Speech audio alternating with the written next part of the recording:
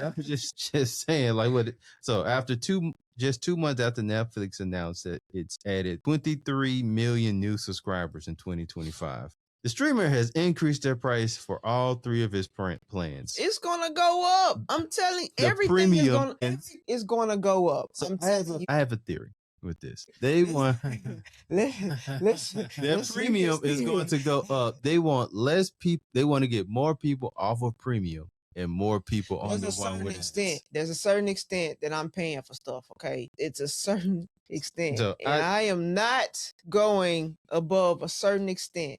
Because there's a price, like you're not going to be paying $27 for Netflix and ads. So I don't think you'll. So I don't think they're going to ever have the ad plan up any more than $10, if that. Nah, because then is that though. Yeah.